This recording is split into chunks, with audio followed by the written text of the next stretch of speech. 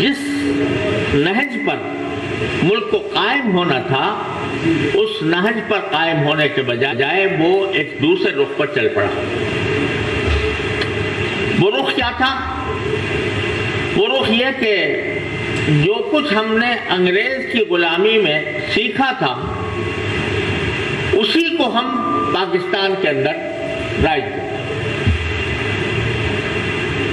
پوری نقل، پوری کاپی اس انگریزی نظام کی ہم نے یہاں پر اختیار کی، اور زندگی کے ہر شعبے میں ہم نے مغرب کو آئیڈیل بنا لیا کہ ویسٹ کی طرف سے جو چیز آئے گی وہ فیشنیبل ہوگی، وہ ہمارے لیے فائدہ مند ہوگی، اور اسی کو ہم اختیار کر کے اس مقام تک پہنچ گئے جیسے آج، جس میں ہم آج ہیں۔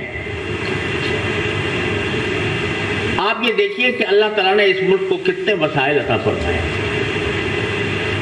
یہاں دریا ہمارے پاس، سمندر ہمارے پاس، پہاڑ ہمارے پاس، معدنیات ہمارے پاس، کون سی قدرتی دولت ہے جو ہمارے پاس موجود نہ ہو؟ لیکن اس کے باوجود ہم اس لائق نہیں ہیں کہ ہم، آپ سب حضرات جانتے ہوں گے کہ جھیل سیف الملوک جو بہترین دنیا کی جھیل ہے، خوبصورت ترین مقام ہے، وہ اس تک پہنچنے کا 8 میل کا راستہ ہم اس کو پکا نہیں کر سکتے۔ انگریز جہاں تک ریلوے لائن ڈال گیا تھا وہیں تک ریلوے لائن پڑی ہوئی ہے۔ اگر ایک ٹریک تھا تو ایک ہی ٹریک ہے، اس سے آگے نہیں بڑھ سکتے، اور جو کچھ ہو رہا ہے وہ ویسٹ کے اداروں کے ماتحت ہو رہا ہے۔ آئی ایم ایف کے ہم غلام ہیں، اسی آئی ایم ایف کی غلامی نے آج یہاں تک نوبت پہنچائی ہے کہ ہمارا بچہ لاکھوں روپے کا مغروض پیدا ہوتا ہے۔ سوال یہ ہے کہ غلطی کہاں سے ہوئی ہے، جڑ کیا ہے، بنیاد کیا ہے جہاں سے ہم گمراہی کے راستے پر پڑ گئے؟ وہ جڑ یہ ہے کہ آپ نے نعرہ لگایا تھا پاکستان کا مطلب کیا؟ لا الہ الا اللہ، اور لا الہ الا اللہ کو آپ نے فراموش کر دیا، ہم نے فراموش کر دیا، اور ہم نے مغرب کو، ویسٹ کو اپنی ہر چیز کے لیے آئیڈیل بنا لیا، اور اسی کے مطابق ہم چلتے چلے جا رہے ہیں۔ قرآن نے یہ کہا تھا کہ اگر تم سود نہیں چھوڑو گے تو اللہ اس کے رسول سے جنگ کا اعلان سن لو۔ قرآن نے یہ الفاظ کسی گناہ کے لیے نہیں کہے، زنا کے لیے نہیں کہے، شراب کے لیے نہیں کہے، سور کھانے کے لیے نہیں کہے، چوری کے لیے نہیں کہے، ڈاکے کے لیے نہیں کہے، لیکن سود کے لیے یہ الفاظ استعمال کیے کہ اگر تم نہیں چھوڑو گے تو اللہ اس کے رسول سے جنگ کا اعلان سن لو۔ تو اب یہ بتائیے کہ جب ہم اللہ تبارک و تعالیٰ کے ساتھ جنگ پر آمادہ ہیں تو کیسے ہم راہ راست پر آ سکتے ہیں؟ کیسے ہم فلاح حاصل کر سکتے ہیں؟ کیسے ہم خوشحالی حاصل کر سکتے ہیں؟ اور جتنی مرتبہ اس سود کی لعنت کو دنیا سے ملک سے ختم کرنے کے لیے آوازیں اٹھتی، فیصلے ہوئے، قراردادیں پاس ہوئی، لیکن وہ مغرب کی جو غلامی ذہن پر بیٹھی ہوئی ہے، دماغ پر سوار ہے، اس کی وجہ سے ہم اس منزل کی طرف قدم جتنے بڑھانے چاہیے تھے وہ نہیں بڑھا رہے۔ میں بہت ممنون ہوں federation of chambers of commerce کا کہ انہوں نے 2022 میں ہماری درخواست پر اتنا بڑا اجتماع کیا، ایک بڑی کانفرنس منعقد ہوئی، تمام مکاتب فکر کے علماء اس میں شریک ہوئے، سیاسی قیادت اس میں شریک ہوئی، وزیر خزانہ اس میں موجود تھے، اور اس کے اندر ایک بات طے کی گئی۔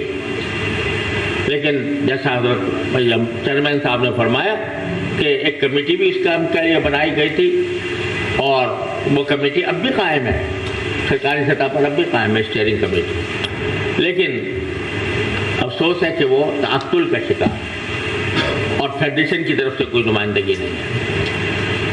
تو اصل بات یہ ہے، مجھے صاحب گوئی پر ذرا معذرت خواہ ہوں، اصل بات یہ ہے کہ ہمارا جو سیاسی نظام ہے وہ غلام ہے۔ سیاسی نظام آزاد نہیں ہے۔ سیاسی نظام کیونکہ غلام ہے، لہذا کوئی ایسی تحریک جو اس کو غلامی سے نکالے، بحث کی غلامی سے نکالے اور خود مختاری عطا کرے، وہ سیاسی سطح پر کامیاب نہیں ہو رہی۔ سیاسی سطح پر کامیاب نہیں ہو رہی، اس لیے نہیں ہو رہی کہ سیاسی سطح پر ہم پر غلامی مسلط ہے۔ ہم IMF کے بغیر نہیں چل سکتے، ہم اس بات کے بغیر نہیں چل سکتے کہ مغرب ہمیں سپورٹ کرے۔ ہم اگر ڈیفالٹ کرنے جا رہے ہوں تو وہ ہمیں بیل آؤٹ کرے۔ اس کی وجہ سے سیاسی نظام کے ذریعے اسلامی نظام کا لانا مجھے بہت ان حالات میں بڑا مشکل لگتا ہے۔ لیکن کیا ہم مایوس ہو جائیں کہ چونکہ سیاسی نظام ہمارا ابتر ہے لہذا ہم ہاتھ پر ہاتھ رکھ کے بیٹھ جائیں، مایوس ہو کے بیٹھ جائیں؟ خوب سمجھ لیجئے کہ دنیا میں جو انقلابات آتے ہیں وہ صرف حکومت کے ذریعے نہیں آتے، وہ عوام کے ذریعے آتے ہیں، عوام کے معاشروں کے مختلف طبقات کے ذریعے آتے ہیں۔ جب عوام ایک مرتبہ اور معاشرے کے مختلف طبقات ایک مرتبہ یہ طے کر لیں کہ ہمیں آزاد ہونا ہے تو سیاست مجبور ہو کر گھٹنے ٹیک کر آزاد ضرور ہو جائے گی۔ اور ہم چونکہ ابھی تک اس انتظار میں ہیں کہ سیاسی نظام کوئی بہتر آئے، کوئی اچھی قیادت آ جائے تو پھر ہمارے لیے ہمارے دکھوں کا وہ مداوع کرے، ہماری تکلیفوں کو دور کرے، اس انتظار میں ہم بیٹھے ہوئے ہیں۔ الیکشن پر الیکشن ہوتے جا رہے ہیں اور ہر الیکشن میں دھاندلی کے نعرے بلند ہوتے ہیں، پھر الیکشن کا مطالبہ ہوتا ہے، یہ سلسلہ چل رہا ہے۔ اس صورت میں میں اس وقت جو گزارش کرنا چاہتا ہوں وہ یہ ہے کہ ہمارے معاشرے کے جو مختلف طبقات ہیں وہ سیاست سے قطع نظر کر کے ملک و ملت کی فلاح و بہبود کے لیے اکٹھے ہوں، جمع ہوں، سوچیں اور سوچ کر راہ نکالیں کہ ہم کس طرح اس غلامی سے نکل سکتے ہیں۔